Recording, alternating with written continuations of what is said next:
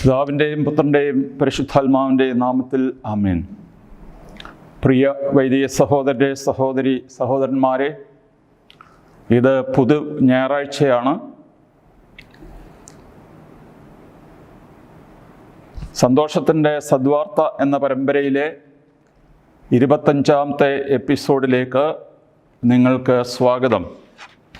പ്രാർത്ഥനയോടെ സമാരംഭിക്കാം. ദൈവമായ കർത്താവേ, നിൻ്റെ ദിവ്യവചനങ്ങൾ തിരിച്ചറിയുവാനും നിൻ്റെ വിശുദ്ധ സുവിശേഷത്തിൻ്റെ അർത്ഥം ഗ്രഹിക്കുവാനുമുള്ള കഴിവ് ഞങ്ങൾക്ക് തരണമേ. നിൻ്റെ ദിവ്യദാനങ്ങളുടെ സമൃദ്ധിയും പരിശുദ്ധാത്മ നൽവരങ്ങളും കൊണ്ട് ഞങ്ങളെ നിറയ്ക്കണമേ. സന്തോഷപൂർവ്വം നിൻ്റെ കൽപ്പനകൾ ആചരിക്കുവാനും തിരുഹിതം നിറവേറ്റുവാനും നിൻ്റെ അനുഗ്രഹങ്ങൾക്കും കരുണയ്ക്കും അർഹരായി ഭവിക്കുവാനും ഇപ്പോഴും എല്ലാ സമയത്തും എന്നേക്കും ഞങ്ങളെ യോഗ്യരാക്കണമേ. ആമേൻ. ഈ ഞായറാഴ്ചയിൽ നമുക്ക് നൽകപ്പെട്ടിരിക്കുന്ന സുവിശേഷം യോഹന്നാൻ്റെ 20-ാം അധ്യായം 19 മുതൽ 29 വരെയുള്ള വാക്യമാണ്.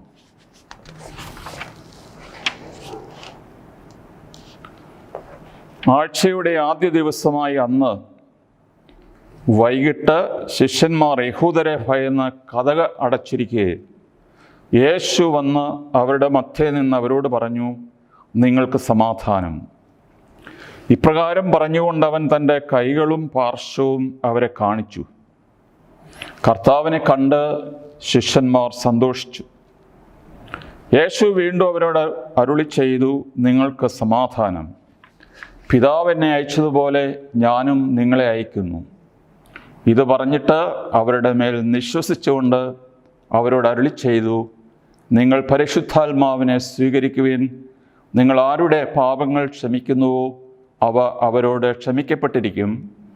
നിങ്ങൾ ആരുടെ പാപങ്ങൾ ബന്ധിക്കുന്നുവോ അവ ബന്ധിക്കപ്പെട്ടിരിക്കും.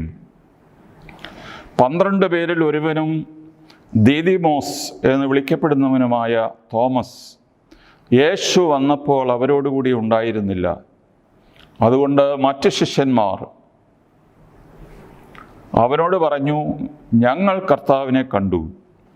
എന്നാൽ അവൻ പറഞ്ഞു, അവൻ്റെ കൈകളിൽ ആണികളുടെ പഴുതുകൾ ഞാൻ കാണുകയും അവയിൽ എൻ്റെ വിരലിടുകയും അവൻ്റെ പാർശ്വത്തിൽ എൻ്റെ കൈ വയ്ക്കുകയും ചെയ്തല്ലാതെ ഞാൻ വിശ്വസിക്കുകയില്ല. 8 ദിവസങ്ങൾക്ക് ശേഷം വീണ്ടും അവൻ്റെ ശിഷ്യന്മാർ വീട്ടിലായിരുന്നപ്പോൾ തോമസും അവരോടുകൂടി ഉണ്ടായിരുന്നു. വാതിലുകൾ അടച്ചിരുന്നു. യേശു വന്ന് അവരുടെ മധ്യത്തിൽ നിന്നുകൊണ്ട് പറഞ്ഞു, നിങ്ങൾക്ക് സമാധാനം. അവൻ തോമസിനോട് പറഞ്ഞു, നിന്റെ വിരൽ ഇവിടെ കൊണ്ടുവരിക, എൻ്റെ കൈകൾ കാണുക, നിന്റെ കൈ നീട്ടി എൻ്റെ പാർശ്വത്തിൽ വയ്ക്കുക. അവിശ്വാസിയാകാതെ വിശ്വാസിയായിരിക്കുക. തോമസ് പറഞ്ഞു, എൻ്റെ കർത്താവേ, എൻ്റെ ദൈവമേ. യേശു അവനോട് പറഞ്ഞു, നീ എന്നെ കണ്ടതുകൊണ്ട് വിശ്വസിച്ചു.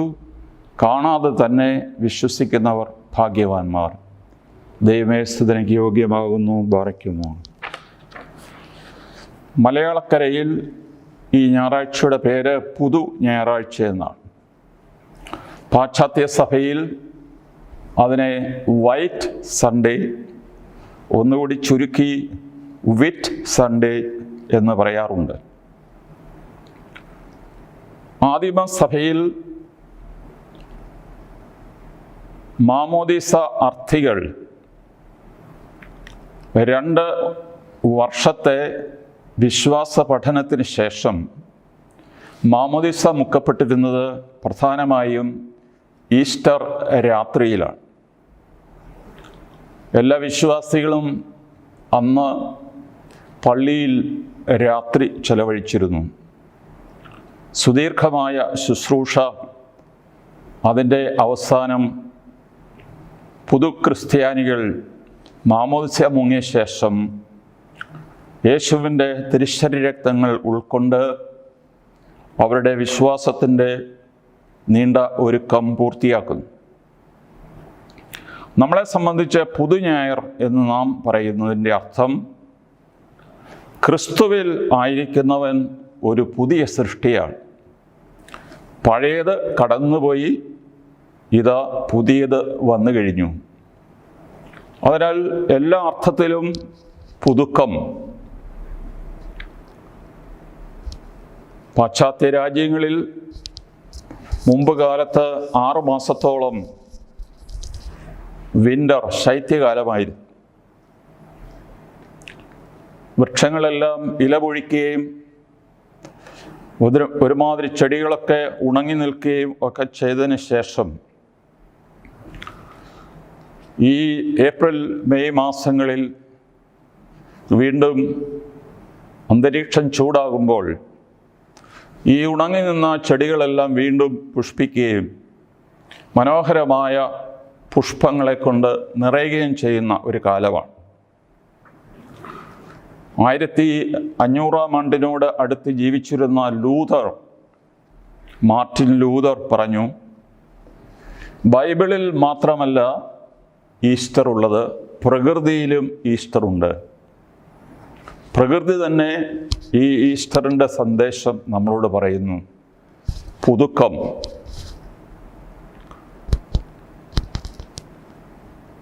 നമ്മളും ഈ പുതുക്കത്തിൻ്റെ കാലത്ത്, സന്തോഷകരമായ ഒരു കാലത്താണ് ഇപ്പോൾ നാം ജീവിക്കുക.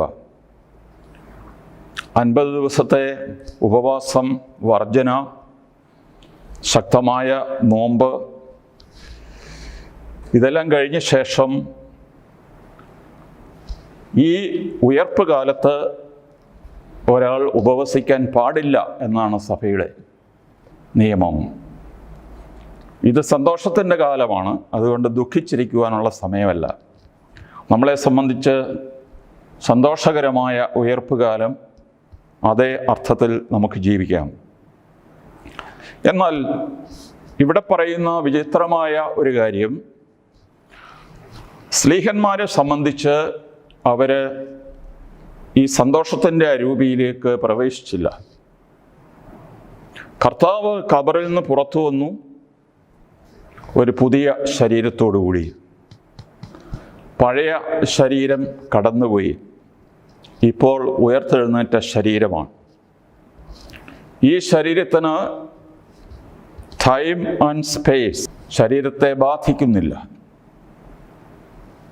ഈ ശരീരത്തിന് വേദന അനുഭവപ്പെടില്ല, വിശപ്പ് അനുഭവപ്പെടുകയില്ല, ക്ഷീണം അനുഭവപ്പെടുകയില്ല, വാർദ്ധക്യം അനുഭവപ്പെടുകയില്ല. ഒരേ സമയത്ത് വ്യത്യസ്ത സ്ഥലങ്ങളിൽ സന്നിഹിതനാകുവാൻ ഉള്ള ഒരു പ്രത്യേകമായ ഫാക്കൽറ്റി ഈ ഉയർത്തെഴുന്നേറ്റ ശരീരത്തിനുണ്ട്. വളരെ കാലം ഒരു കൊക്കൂണിനകത്ത് ജീവിച്ച പട്ടുനൂൽ പുഴു ചിറക് വെച്ച് പുറത്തു വരുമ്പോൾ അത് സന്തോഷത്തോടുകൂടി പാറിപ്പറന്ന് ജീവിക്കുന്നത് പോലെ യേശു തൻ്റെ പുതിയ ശരീരവുമായി, മഹത്വപൂർണമായ ശരീരവുമായി പല സ്ഥലങ്ങളിൽ ഇങ്ങനെ പ്രത്യക്ഷപ്പെട്ടുകൊണ്ടിരിക്കുന്ന അവസരത്തിൽ സ്ലീഹന്മാർ എന്താണ്? യേശു ഖബറിൽ നിന്ന് പുറത്തു വന്നു, സ്ലീഹന്മാർ ഖബറിന് ഉള്ളിലായി. എന്താണ്? അവർ മരിച്ചടക്കപ്പെട്ടു എന്നുള്ള അർത്ഥത്തിലല്ല, അവരെ യഹൂദരെക്കുറിച്ചുള്ള ഭയനിമിത്തം കതകും ജനലും അടച്ച് അടക്കത്തിൽ മാത്രം വർത്തമാനം പറഞ്ഞ് അവരവിടെ ഉണ്ട് എന്ന് ആരെയും അറിയിക്കാതെ രഹസ്യമായി ജീവിച്ചത് കാരണം നമ്മൾ പറയും, ഒരു വാച്യാർത്ഥത്തിലല്ല വ്യംഗ്യാർത്ഥത്തിൽ നമ്മൾ പറയും, യേശു ഖബറിൽ നിന്ന് പുറത്തു വന്നപ്പോൾ സ്ലീഹന്മാർ ഖബറിനുള്ളിലേക്ക് കയറി. അതിനാൽ അവരെ ബാധിച്ചിരുന്നത് ശരീരത്തെയും മനസ്സിനെയും ആത്മാവിനെയും ബാധിച്ചിരുന്ന ഭയം. അത് കാരണത്താൽ ഈ ശരീരം, ദേഹം, ആത്മാവ് ഇവയെല്ലാം ക്ലോസ്ഡ് ആയിരിക്കുന്ന ഒരു അന്തരീക്ഷത്തെയാണ് ഇവിടെ യഹൂദന്മാരുടെ ഭയനിമിത്തം കതകളും ജനലുകളും അടച്ചിരുന്ന ആ മുറി സൂചിപ്പിക്കുന്നത്. സ്വയനിർമ്മിതമായ വാൽമീകം എന്ന് പറഞ്ഞാൽ ചിതൽപുറ്റാണല്ലോ. ഈ ചിതൽപുറ്റിനുള്ളിൽ, ഈ വാൽമീകത്തിനുള്ളിൽ അടങ്ങിയിരിക്കുന്ന ഒരു പ്രത്യേകമായ സ്ഥിതി. എന്നാൽ അങ്ങനെ ഇരിക്കാനല്ല സ്ലീഹന്മാരുടെ വിളി. അവർ സന്തോഷത്തോടുകൂടി, ധൈര്യത്തോടുകൂടി, ആത്മധൈര്യം പ്രാപിച്ച് പുറത്തുപോയി സുവിശേഷം അറിയിക്കുവാനുള്ളവരാണ്. ഇവിടെ യേശു വന്നത് തികച്ചും അപ്രതീക്ഷിതമായ രീതിയിലാണ്. ക്ഷണിക്കപ്പെടാത്തവനായിട്ടാണ് യേശു വന്നത്.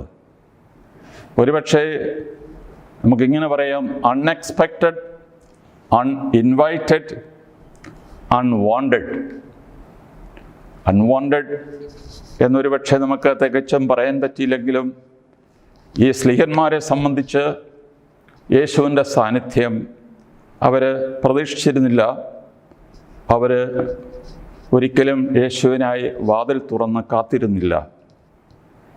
അതിനാൽ അവൻ ഈ അടക്കപ്പെട്ട സ്ലീഹന്മാരുടെ മനസ്സുകളിലേക്കും ആത്മാക്കളിലേക്കും അവന് കടന്നു വരികയാണ്. മറ്റ് സ്ലീഹന്മാർ യേശുവിനെ കണ്ടു, തോമാസ് സ്ലീഹായോട് സാക്ഷിച്ചു, ഞങ്ങൾ ഉയർത്തെഴുന്നേറ്റ കർത്താവിനെ കണ്ടു. പക്ഷേ ഈ തോമസ് അന്ന് സ്ഥലത്തില്ലായിരുന്നു. 12 പേര്, ദ 12 എന്ന് പറയുന്ന കൺസെപ്റ്റ് ശ്ലൈഹിക സമൂഹമാണ്. യേശു പലപ്പോഴും, അല്ലെങ്കിൽ സുവിശേഷങ്ങൾ പലപ്പോഴും ദ 12 എന്ന് പറഞ്ഞാൽ 12 സ്ലീഹന്മാരെ ഉദ്ദേശിച്ചാൽ. ഇവർ ഒരുമിച്ചിരിക്കേണ്ടവരാണ്, ഒരുമിച്ച് പ്രവർത്തിക്കേണ്ടവരാണ്, ഒരുമിച്ച് സ്വപ്നം കാണേണ്ടവരാണ്. അങ്ങനെ ദൈവരാജ്യത്തിൻ്റെ പ്രവർത്തനം ഒരുമിച്ച് നടത്തേണ്ടവരിൽ ഒരാളായിട്ട് അല്ല, ഒരുമാതിരി ഒറ്റയാനയായിട്ട് തോമസ് സ്ഥലം വിടുകയാണ്. യേശുവിനെ കണ്ടവരെ അവൻ വിശ്വസിച്ചില്ല. ആദ്യം സ്ത്രീകൾ, പുരാതന രീതി അനുസരിച്ച്, അന്നത്തെ രീതി അനുസരിച്ച് സ്ത്രീകളുടെ സാക്ഷ്യം കോടതിയിൽ അംഗീകരിക്കപ്പെട്ടിരുന്നില്ല. 2 പുരുഷന്മാർ ഒരുമിച്ച് ഒരു കാര്യം കണ്ടതായിട്ടോ കേട്ടതായിട്ടോ അനുഭവിച്ചതായിട്ടോ കോടതി മുമ്പാകെ സാക്ഷ്യപ്പെടുത്തിയാലേ ആ സാക്ഷ്യത്തിന് വിലയുണ്ടായിരുന്നുള്ളൂ. അതുകൊണ്ടാണ് 2 പുരുഷന്മാർ, പത്രോസും യോഹന്നാനും, യേശുവിൻ്റെ ഒഴിഞ്ഞ കല്ലറ കണ്ടതായി പറയുന്നത്. എമ്മൗസിലേക്ക് പോയ 2 ശിഷ്യന്മാർ, അവരുടെ സ്ഥിതി പറയുന്നുണ്ട്. they were deeply depressed. യേശുവിനെക്കുറിച്ചും യേശുവിൻ്റെ പദ്ധതിയെ സംബന്ധിച്ചും ഒരു വലിയ പരാജയബോധം അവരുടെ മനസ്സിൽ വന്നു. അവർ ഇങ്ങനെയൊന്നുമല്ല യേശുവിനെക്കുറിച്ച് പ്രതീക്ഷിച്ചിരുന്നു.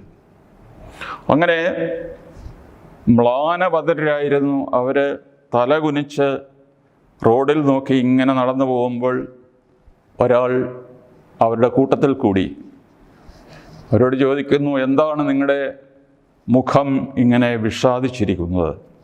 അങ്ങനെ ചോദിച്ച് അവൻ പോകുന്ന വഴിയിൽ ദൈവത്തിൻ്റെ വിശുദ്ധ ഗ്രന്ഥം അവർക്ക് വിവരിച്ചു കൊടുത്തു. അപ്പോൾ അവരുടെ ഹൃദയം ജ്വലിച്ചു. അവരോടൊപ്പം യേശു വീട്ടിൽ പ്രവേശിച്ച് അപ്പം മുറിച്ച് അവർക്ക് കൊടുത്തു കഴിഞ്ഞപ്പോൾ അവരുടെ കണ്ണുകൾ തുറന്നു. 2 അനുഭവങ്ങളാണെന്ന് പറയുന്നു.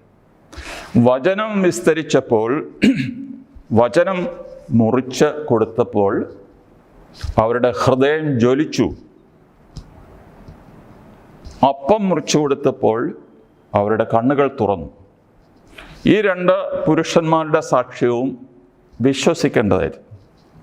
പക്ഷേ അവൻ ഒന്നുകൂടി തൻ്റെ പൊസിഷൻ ഒന്നുകൂടെ ഓബ്സ്റ്റിനേറ്റ് ആക്കുവാണ്. അവൻ പറഞ്ഞു, അവൻ്റെ ആണിപ്പഴുതുകൾ ഞാൻ കാണുകയും അവയിൽ എൻ്റെ വിരലിടുകയും അവൻ്റെ പാർശ്വത്തിൽ എൻ്റെ കൈകൾ വയ്ക്കുകയും ചെയ്യാതെ ഞാൻ വിശ്വസിക്കുകയില്ല. ഇവിടെ ഇവൻ്റെ ശാഠ്യം മനസ്സിലാക്കി തന്നെയാണ് യേശു വന്നതുപോലെ യേശു അവനെ മുമ്പോട്ട് വിളിക്കുകയാണ്. ഈ തോമായ്ക്ക് വേണ്ടി മാത്രം പ്രത്യക്ഷപ്പെട്ടതുപോലെ വേറെ ആരെയും യേശു സംബോധന ചെയ്യുന്നില്ല. ഇവനെ മാത്രം മുമ്പോട്ട് വിളിച്ചിട്ട് തൻ്റെ കൈകളും കാലുകളും വിലാപ്പുറവും അവനെ കാണിച്ചു കൊടുത്തിട്ട് പറഞ്ഞു, നീ വരിക, നീ തൊട്ടു നോക്കുക, നീ കാണുക, അനുഭവിക്കുക, എൻ്റെ ചങ്കിൽ കൈവെക്കുക എന്ന് പറയുമ്പോൾ എൻ്റെ സ്നേഹം നീ മനസ്സിലാക്കുക. നമ്മളെ സംബന്ധിച്ചിടത്തോളം തോമാസ് ശ്ലീഹ പ്രതികരണശേഷിയുള്ള ഒരു ശിഷ്യനായിട്ടാണ് സുവിശേഷത്തിൽ പ്രത്യക്ഷപ്പെടുന്നത്. യേശു ലാസറിനെ ഉയർപ്പിക്കാനായി യൂദയായിലേക്ക് പോകുമ്പോൾ ശിഷ്യന്മാർ പറഞ്ഞു, യഹൂദർ നിന്നെ കൊല്ലാൻ ആലോചിക്കുകയാണ്, നീ ഇപ്പോൾ വീണ്ടും യൂദയായിലേക്ക് തന്നെ തിരികെ പോവുകയാണ്. അപ്പോൾ യേശു പറഞ്ഞു, ലാസർ ഉറങ്ങുകയാണ്, ഞാൻ അവനെ ഉണർത്താൻ പോകുന്നു. ലാസർ മരിച്ചു കഴിഞ്ഞിരുന്നു. ലാസറിനെ ഉയർപ്പിക്കുന്ന കാര്യമാണ് യേശു ഉണർത്താൻ പോകുന്നതായിട്ട് പറയുന്നത്. അപ്പോൾ തോമാസ് ശ്ലീഹ പറയുന്നുണ്ട്, നമുക്കും അവനോടൊപ്പം പോയി മരിക്കാം. യേശു പറഞ്ഞു, ഞാൻ ഒരു വഴി പോവുകയാണ്, നിങ്ങൾക്ക് എന്നെ പിൻപറ്റാൻ പറ്റില്ല. ഞാൻ പോകുന്ന അടുത്ത് നിങ്ങൾക്ക് ഇപ്പോൾ വരാൻ സാധിക്കുകയില്ല. അപ്പോൾ തോമാസ് ശ്ലീഹയാണ് പറയുന്നത്, നീ എങ്ങോട്ടാണ് പോകുന്നത് ഞങ്ങളോട് പറഞ്ഞിട്ടില്ലല്ലോ, പിന്നെ എങ്ങനെയാണ് നിന്നെ അനുഗമിക്കാൻ സാധിക്കുകയില്ല എന്ന് പറയുന്നത്. അപ്പോൾ ഓരോ കാര്യങ്ങളും ചോദ്യം ചെയ്ത് മനസ്സിലാക്കുന്ന ഒരാളായിരുന്നു തോമാസ് ശ്ലീഹ.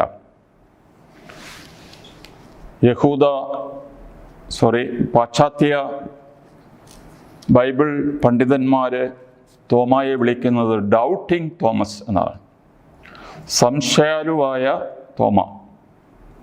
പക്ഷെ അങ്ങനെ ഒരു പദം സുവിശേഷത്തിലില്ല. ഇവിടെ സംശയാലുവായ തോമയല്ല, അവിശ്വാസിയായ തോമ. നീ അവിശ്വാസിയാകാതെ വിശ്വാസിയായിരിക്കുക എന്നാണല്ലോ യേശു പറഞ്ഞത്. ഒരിക്കലും സംശയത്തിൻ്റെ വിഷയമല്ല ഇവിടെ. നമ്മൾ മുറിപ്പാടുകളെ എന്തുകൊണ്ട് യേശു തൻ്റെ ഉത്ഥാനം കഴിഞ്ഞിട്ട് ഈ മുറിപ്പാടുകൾ ശരീരത്തിൽ സൂക്ഷിച്ചു? എന്തുകൊണ്ട്? ഒരു മഹത്വത്തിൻ്റെ പ്രകാശം കൊണ്ട് യേശുവിന് വേണമെങ്കിൽ ഈ ഡീപ്പ് വൂൺസ് മറയ്ക്കാമായിരുന്നു. ലോകം കണ്ടതിൽ വലിയ ദൈവശാസ്ത്രജ്ഞൻ എന്ന് വിളിക്കപ്പെടുന്ന തോമസ് അക്വൈനാസ്, അദ്ദേഹത്തിൻ്റെ പ്രസിദ്ധമായ സുമ്മ തിയോളജിയെ, അതിൻ്റെ 3-ാം വാല്യം, ക്വസ്റ്റ്യൻ 54, ആർട്ടിക്കിൾ 4, അവിടെ പറയുന്നു 5 കാരണങ്ങൾ. ഒന്ന്, യേശു എന്തുകൊണ്ട് തൻ്റെ മഹത്വപൂർണമായ ശരീരത്തിലെ മുറിവുകൾ സൂക്ഷിച്ചു? നമ്പർ 1, ഒന്നാമത്തെ ഉത്തരം, അത് കർത്താവിൻ്റെ മഹത്വത്തിൻ്റെ അടയാളമായിരുന്നു, ബലഹീനതയുടെ അടയാളമല്ല.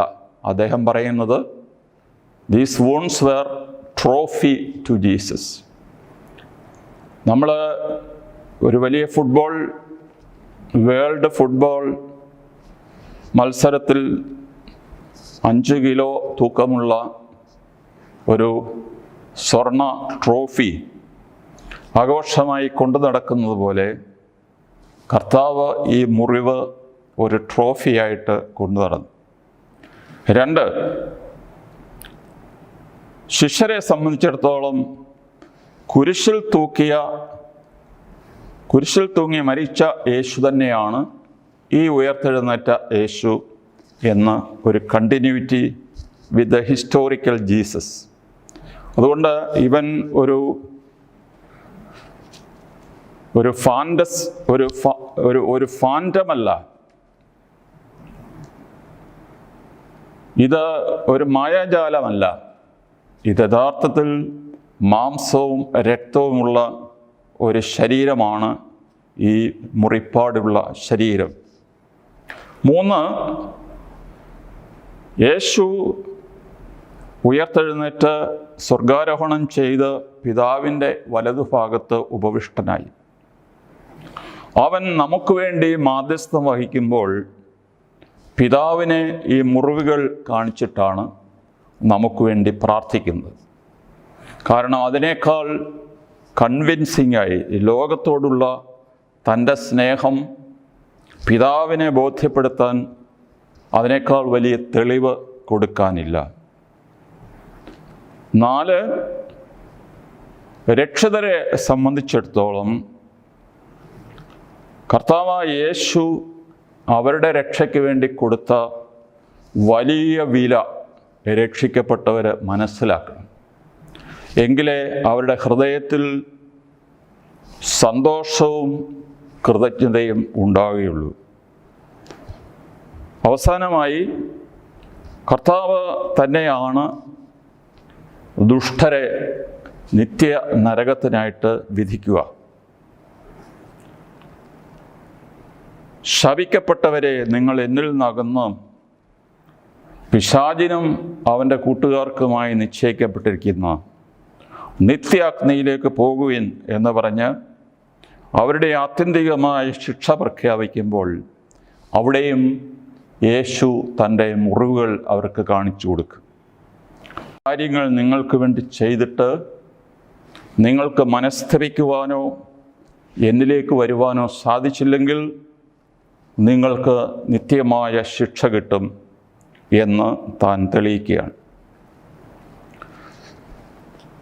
തോമാസ് ലീഹയെ സംബന്ധിച്ചിടത്തോളം തോമാസ് ലീഹ മുറിവുകളിൽ തൻ്റെ വിരലുകൊണ്ട് തൊട്ടോ മാറിടത്തിൽ കൈവച്ചോ എന്ന് ചോദിച്ചാൽ സുവിശേഷത്തിൽ അങ്ങനെ കാണാറില്ല. എന്നാൽ എല്ലാ പടങ്ങളിലും ചങ്കിലുള്ള മുറിവിൽ വിരലുകൊണ്ട് തൊടുന്ന തോമാസ് ലീഹയെയാണ് നമ്മൾ ആർട്ട് വർക്കുകളിൽ കണ്ടിട്ടുള്ളത്. പക്ഷെ സുവിശേഷത്തിൽ തൊടാൻ പറഞ്ഞതേ ഉള്ളൂ, തൊട്ടതായി അവിടെ പറയുന്നില്ല. എങ്കിലും ഏതാണ്ട് വെടിമരുന്നിന് തീ പിടിച്ച പോലെ പെട്ടെന്ന് ഒരു എക്സ്പ്ലോസീവായിട്ടുള്ള ഒരു പ്രതികരണമാണ് തോമാസ് ലീഹായിൽ നിന്നുണ്ടായത്. എൻ്റെ കർത്താവേ, എൻ്റെ ദൈവമേ എന്ന് അവൻ അട്ടഹസിച്ചു. ഈ 2 ഗോഡ് ആൻഡ് ലോഡ്, ഈ 2 പ്രസ്താവങ്ങളിൽ നമ്മുടെ ക്രൈസ്തവ വിശ്വാസത്തിൻ്റെ മുഴുവൻ അന്തസ്സത്ത അതിനകത്ത് ഉൾക്കൊള്ളുകയാണ്. പത്രോസ് ലീഹ ആദിമ ക്രിസ്ത്യാനികൾക്ക് എഴുതി, പത്രോസിൻ്റെ 1-ാം ലേഖനം 1-ാം അധ്യായം 8-ാം വാക്യം, അവനെ നിങ്ങൾ കണ്ടില്ലെങ്കിലും സ്നേഹിക്കുന്നു, ഇപ്പോൾ കാണുന്നില്ലെങ്കിലും അവനിൽ വിശ്വസിച്ചുകൊണ്ട് അവാച്യവും മഹത്വപൂർണവുമായ സന്തോഷത്തിൽ നിങ്ങൾ മുഴുകുന്നു. നമ്മുടെ ഇന്നത്തെ ക്രൈസ്തവമായ അന്തരീക്ഷമാണ് പത്രോസ് ലീഹ പറയുന്നത്. നിങ്ങൾ അവനെ കണ്ടിട്ടില്ല, യേശുവിൻ്റെ തലമുറയിൽ ജീവിച്ചവരല്ല, അടുത്ത തലമുറ അവരാരും യേശുവിനെ നേരിട്ട് കണ്ടിട്ടുള്ളവരോ കേട്ടിട്ടുള്ളവരോ അനുഭവിച്ചിട്ടുള്ളവരോ അല്ല. നിങ്ങൾ കണ്ടിട്ടില്ലെങ്കിലും അവനെ സ്നേഹിക്കുന്നു, ഇപ്പോൾ കാണുന്നില്ലെങ്കിലും അവനിൽ നിങ്ങൾ വിശ്വസിക്കുന്നു. അങ്ങനെ അവാച്യമായ, വാക്കുകളില്ലാത്ത മഹത്വപൂർണമായ സന്തോഷത്തിന്, രക്ഷയ്ക്ക് നിങ്ങൾക്ക് കാരണമാകും. തോമാസ് ലീഹയുടെ ഇൻക്രെഡിലിറ്റി, അവിശ്വാസം ഒരു അവിശ്വാസം തന്നെയായിരുന്നു എന്ന് നമ്മൾ ചിന്തിക്കേണ്ടതാണ്. സ്നാപക യോഹന്നാൻ കാരാഗൃഹത്തിൽ കിടക്കുമ്പോൾ അവന് പല ചിന്തകളും അവൻ്റെ മനസ്സിൽ കൂടി കടന്നുപോയി. അവൻ സാക്ഷിച്ച യേശു മിശിഹ, അവൻ മിശിഹ തന്നെയാണോ? കാരണം അവൻ മിശിഹ ആയിരുന്നെങ്കിൽ ഞാൻ ഈ കാരാഗൃഹത്തിൽ കിടന്ന് നരകിക്കുന്നത് എന്തുകൊണ്ട് അവൻ കണ്ടില്ല, എന്നെ രക്ഷിച്ചില്ല, അല്ലെങ്കിൽ എന്നെക്കുറിച്ച് തിരക്കിയില്ല? ഇതെല്ലാം അവൻ്റെ മനസ്സിൽ ചില ചിന്തകൾ ഉണ്ടാക്കി. അവൻ അവൻ്റെ ശിഷ്യന്മാരെ വിട്ട് യേശുവിനോട് ചോദിച്ചു, നീ തന്നെയാണോ യഥാർത്ഥത്തിൽ വരാനുള്ളവൻ, അതോ ഞങ്ങൾ വേറൊരാളെ കാത്തിരിക്കണോ? ഇത് doubt about his personality of the Messiah. എന്നാൽ തോമസ് ലീഹായെ സംബന്ധിച്ച് യേശുവിൻ്റെ പേഴ്സണാലിറ്റിയുടെ വിഷയമല്ല, യേശു അവന് പ്രത്യക്ഷനായില്ല എന്നുള്ള ആ വലിയ കുണ്ഠിതം ആണ് അവനെ ഈ കടുംപിടുത്തത്തിന് പ്രേരിപ്പിച്ചത്. എന്നാൽ യേശു അവനെ വിധിക്കുകയോ അവനെ വഴക്ക് പറയുകയോ ഒന്നും ചെയ്തില്ല. പിന്നെയോ അവൻ്റെ അവിശ്വാസം വിശ്വാസത്തിലേക്ക് ജ്വലിപ്പിക്കുകയാണ് ചെയ്തത്. അവൻ ശിഷ്യ സമൂഹം വിട്ട് ഒറ്റയാനയായി പോയി എന്നുള്ളത് ശരി തന്നെ. പക്ഷേ ആ ഒറ്റപ്പെട്ട മനുഷ്യനെ ഇപ്പോൾ ശിഷ്യ സമൂഹത്തിലേക്ക് വീണ്ടും ഇൻ്റഗ്രേറ്റ് ചെയ്യുകയാണ്. ഇതുപോലുള്ള ഒരു ഇൻ്റഗ്രേഷൻ തോമസ് ലീഹയുടെ കാര്യത്തിൽ മാത്രമല്ല, എല്ലാ ശിഷ്യന്മാരുടെയും കാര്യത്തിൽ ഉണ്ടായി. യേശു അവർക്ക് 3 ദാനങ്ങൾ കൊടുത്തു. ഇംഗ്ലീഷിൽ പറയുകയാണെങ്കിൽ ഈ 3 വാക്കുകളും പി എന്നുള്ള അക്ഷരത്തിൽ തുടങ്ങും. Peace, power, purpose. പീസ്, ഷാലോം എന്ന വാക്കിന് സമാധാനം എന്ന് മാത്രമല്ല അർത്ഥമുള്ളത്, ഐശ്വര്യം, അനുരഞ്ജനം, റിക്കൺസിലിയേഷൻ, ഇതൊക്കെയാണ്. അപ്പോൾ പീസ് ബി വിത്ത് യു എന്ന് യേശു പറഞ്ഞപ്പോൾ ശിഷ്യന്മാരുടെ എല്ലാ പരാജയങ്ങളും, അവർ യേശുവിനെ ഉപേക്ഷിച്ചു പോയതും യേശുവിനോട് അവിശ്വസ്തത കാണിച്ചതുമായിട്ട് എല്ലാ കാര്യങ്ങൾക്കും യേശു മാപ്പ് കൊടുത്തു. എന്നിട്ട് പറഞ്ഞു, പഴയ കാര്യങ്ങളെക്കുറിച്ച് നിങ്ങൾ വിഷമിക്കണ്ട, that is settled once for all. Peace. രണ്ടാമത് അവൻ തൻ്റെ പരിശുദ്ധാത്മാവിനെ നൽകി. That's power. നമ്മൾ പരിശുദ്ധാത്മാവിനെ ഉള്ളിൽ വഹിച്ചുകൊണ്ട് നടക്കുന്നവരാണ്. ലോഡ് ചെയ്ത ഒരു ബാറ്ററി, ചാർജ് ഉള്ള ഒരു ബാറ്ററി പ്രവർത്തിക്കുന്നത് പോലെ, ഊർജം തരുന്നത് പോലെ നമ്മുടെ ഉള്ളിലിരുന്ന് പരിശുദ്ധാത്മാവ് ധൈര്യവും ശക്തിയും നമുക്ക് നൽകുകയാണ്. മൂന്നാമതായിട്ട് പർപ്പസ്. എന്തിനു വേണ്ടി നമ്മൾ വിളിക്കപ്പെട്ടിരിക്കുന്നു, എന്തിനു വേണ്ടി അയക്കപ്പെട്ടിരിക്കുന്നു എന്നുള്ള ഒരു ദൗത്യ അവബോധം കൊടുത്തു. അങ്ങനെ 3 ദാനങ്ങൾ വഴി ഈ അമ്പയെ പരാജയപ്പെട്ടു പോയ ഈ ശിഷ്യ സമൂഹത്തെ യേശു വീണ്ടും തിരികെ കൊണ്ടുവരികയും ശിഷ്യത്വത്തിൽ ഉറപ്പിക്കുകയും ചെയ്യുന്ന ഒരു നല്ല സുവിശേഷമാണ് ഇന്ന് നമ്മൾ ധ്യാനിച്ചത്. നമ്മൾ ചിന്തിച്ച് നോക്കിയാൽ യേശു ആദ്യ ശിഷ്യന്മാർക്ക് പ്രത്യക്ഷപ്പെട്ടത് ഞായറാഴ്ചയാണ്. പിന്നെ 8 ദിവസങ്ങൾക്ക് ശേഷം വേറൊരു ഞായറാഴ്ചയാണ് യേശു ശിഷ്യന്മാർക്ക് പ്രത്യക്ഷപ്പെടുന്നത്. അപ്പോൾ ഈ ഞായറാഴ്ചയുടെ പ്രത്യേകത എന്തുകൊണ്ടാണ് നമ്മൾ ഞായറാഴ്ച തന്നെ നമ്മുടെ ശിഷ്യ സമൂഹം ഒരുമിച്ച് കൂടുന്നതും പരിശുദ്ധ കുർബാനയും വചനഘോഷണവും ഒക്കെ നടത്തുന്നത്? ഇതിൻ്റെ അർത്ഥം നമുക്ക് മനസ്സിലാകണമെങ്കിൽ യേശു തന്നെയാണ് ഈ പതിവ് ആരംഭിച്ചത്.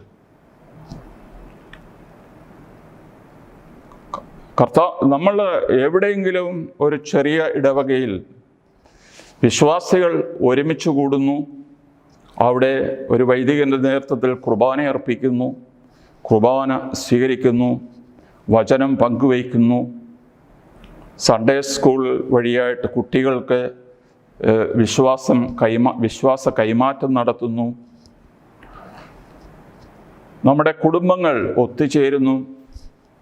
അവർ ഉടനടി വീട്ടിൽ പോകല്ല, പള്ളിയുടെ മുറ്റത്ത് ഇറങ്ങി നിന്ന് അവർ കുശലം അന്വേഷിക്കുന്നു, രോഗവിവരങ്ങൾ അന്വേഷിക്കുന്നു, പരസ്പരം അവരുടെ സ്നേഹവും അതുപോലെ തന്നെ അവരുടെ സഹാനുഭൂതിയും ഒക്കെ പ്രകടമാക്കും. അങ്ങനെ ഓരോ ഞായറാഴ്ചയും കഴിയുമ്പോൾ നമ്മൾ കുറച്ചുകൂടെ വിശ്വാസത്തിൽ ബലപ്പെടുകയാണ്.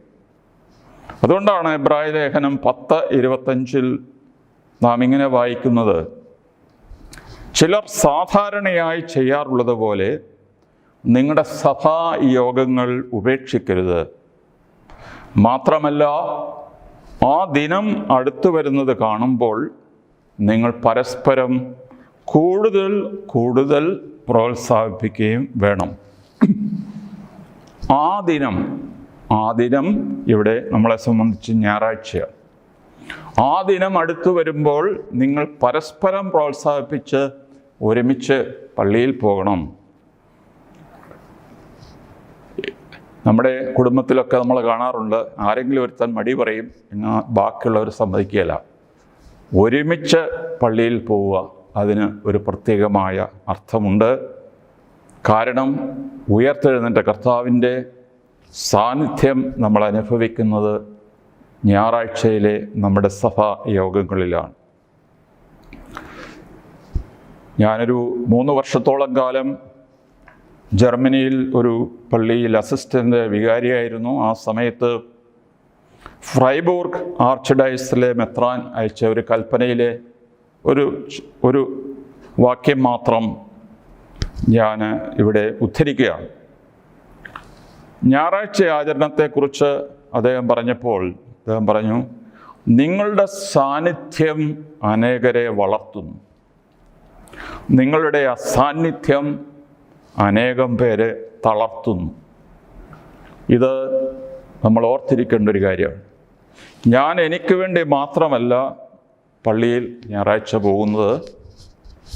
എൻ്റെ അസാന്നിധ്യത്തിൽ തളരുന്ന പലരുണ്ട്. അവരെക്കുറിച്ച് എനിക്ക് ചിന്ത വേണം. മാതാപിതാക്കന്മാർ മടി പിടിച്ച് വീട്ടിലിരിക്കുകയാണെങ്കിൽ കുഞ്ഞുങ്ങൾ തന്നെ പള്ളിയിലും സൺഡേ സ്കൂളിലും കുമ്പസാരിക്കാനും കുർബാന സ്വീകരിക്കാനും ഒക്കെ പോകും എന്ന് നമ്മൾ കരുതരുത്. മാതാപിതാക്കന്മാർക്ക് വേണ്ടാത്തത് എന്തിന് കുഞ്ഞുങ്ങളുടെ മേൽ അടിച്ചേൽപ്പിക്കുന്നു? അത് എഡിഫിക്കേഷൻ നമ്മൾ പറയാറുണ്ട്. പടുത്തുയർത്തുക, എഡിഫിക്കേഷൻ. അടുത്ത തലമുറയെ, വിശ്വാസികളുടെ തലമുറയെ നമ്മൾ പടുത്തുയർത്തുകയാണ്. അവരോട് വിശ്വാസ കൈമാറ്റം നടത്തി നാളത്തെ സഭയെ നമ്മൾ ബിൽഡപ്പ് ചെയ്യുകയാണ്. അതിനാൽ കർത്താവിൻ്റെ സാന്നിധ്യം ശിഷ്യ സമൂഹത്തിന് കിട്ടിയ ഞായറാഴ്ച ഒരു അനുഗ്രഹീത ദിനമായിട്ടെടുക്കുകയും അതിൻ്റെ പരിപാവനത മറ്റ് ലൗകിക കാര്യങ്ങൾ, പന്ത് കളിക്കുന്ന നല്ലതാണ്, പക്ഷേ പല കോച്ചിങ്ങുകൾ, ട്രെയിനിങ്ങുകൾ, ഇതുപോലുള്ള കാര്യങ്ങളെല്ലാം എല്ലാവരും കൊണ്ട് ഞായറാഴ്ച വെക്കും. പെണ്ണ് കാണാൻ പോവുക, എന്നാൽ പെണ്ണ് കാണാൻ പൊക്കോട്ടെ, കുർബാന കഴിഞ്ഞിട്ട് പോകുന്നതിൽ കുഴപ്പമില്ല. രോഗി സന്ദർശനം ഞായറാഴ്ച നടത്താൻ പറ്റിയൊരു സമയമാണ്. അത് കുർബാനയ്ക്ക് ശേഷം ചെയ്യുക. അപ്പോൾ ഒരു പ്രയോറിറ്റി നമ്മൾ എല്ലാ കാര്യങ്ങൾക്കും കൊടുക്കുകയും ഞായറാഴ്ച ദിവസം മറ്റനേകം കാര്യങ്ങൾ കൊണ്ട് നമ്മുടെ ജീവിതം സ്റ്റഫ് ചെയ്തിട്ട് ദൈവത്തോടുള്ള നമ്മുടെ കടമ മറക്കാതിരിക്കാൻ ശ്രദ്ധിക്കാം. ദൈവം നമ്മളെ സമൃദ്ധമായി അനുഗ്രഹിക്കട്ടെ.